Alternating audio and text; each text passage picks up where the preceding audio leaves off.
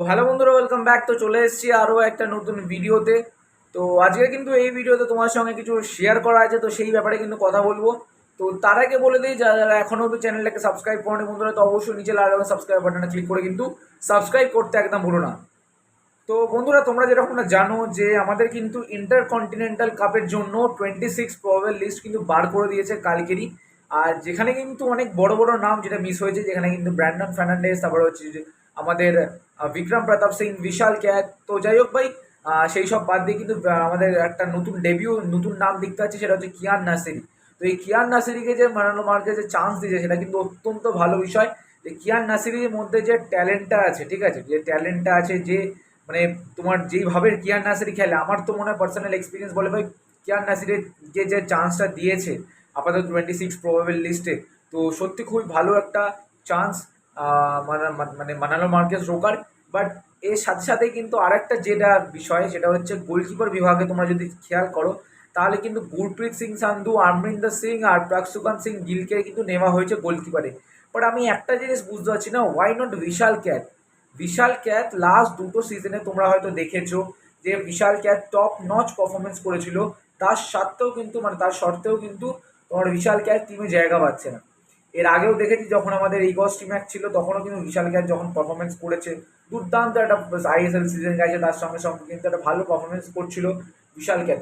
But তার সত্ত্বেও কিন্তু তোমার বিশাল ক্যাথকে কিন্তু জায়গা পায়নি ইন্ডিয়ান টিমে, বা তোমার ডাক দেয়নি মানালো আমাদের ইগস টিমে।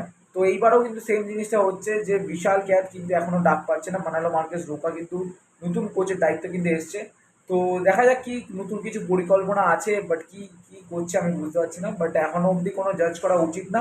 বাট আমার যতটা পার্সোনাল মানে যতটা মনে হয় পয়েন্ট অফ ভিউ দিয়ে, ততটা আমি তোমাকে বলছি যে আমরিন্দার বা তোমার প্রকসুমান সিং গিলের জায়গায় কিন্তু বিশাল ক্যাথে নেওয়াটা কিন্তু উচিত ছিল, ঠিক আছে। এবার তোমাদের কি বক্তব্য সেটা কিন্তু অবশ্যই কমেন্ট করে জানাতে একদম ভুলো না। তো দেখা যাক, ইন্টারকন্টিনেন্টাল কাপ কিন্তু পরের মাসেই আছে, তো দেখা যাক কতটা ভালো রেজাল্ট করে আমাদের, কতটা মানে ভবিষ্যৎ উজ্জ্বল করবে, সেটা এখন দেখার বিষয়। খুবই ভালো কোচ মানালো মার্কেস রোকা, বাট এখন দেখার বিষয় যে কী হয়। তো যাই হোক ভাই, তো এর পরবর্তী আপডেট যেটা হচ্ছে কালকে মোহনবাগান দল তারা কিন্তু কোয়ার্টার ফাইনালে নামতে চলেছে পাঞ্জাব এফসির বিরুদ্ধে। তো তার আগে তোমরা ভালো করেই জানো যে আজকেরই কিন্তু তারা জামশেদপুরে পৌঁছে গেছে। তাদের কিন্তু একটা হোটেলের সমস্যা, মানে আপাতত এইরকম একটা আপডেট পেলাম, এটা হোটেলের সমস্যা হচ্ছে।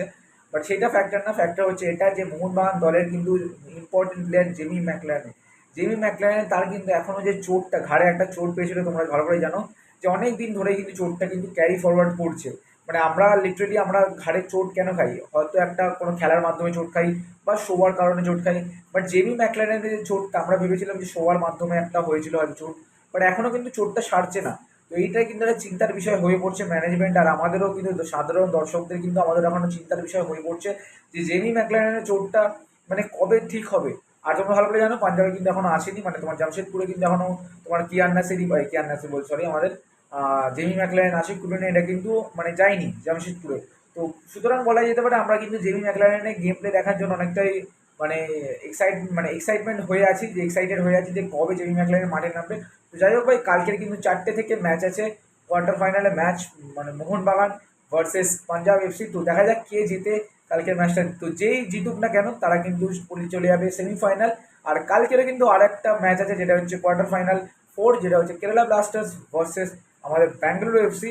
তো সেই ম্যাচটাও কিন্তু 7টার সময় হবে। তো ওখান থেকে যদি যে জিতবে, কেরালা ব্লাস্টার্স জিতুক বা ব্যাঙ্গালুরু এফসি জিতুক, তারা কিন্তু মুখোমুখি করবে এখান থেকে যারা জিতছে, মানে পাঞ্জাব বা মোহনবাগান, তাদের মধ্যে কিন্তু ফেস করবে। তো দেখা যাক, খুবই এক্সাইটেড একটা ম্যাচ আমরা দেখতে চলেছি কালকে। দুটো হাফেই আমরা দেখবো। তো দেখা যাক কী হয় না হয়, সেগুলো কিন্তু পরবর্তীকালে আপডেট।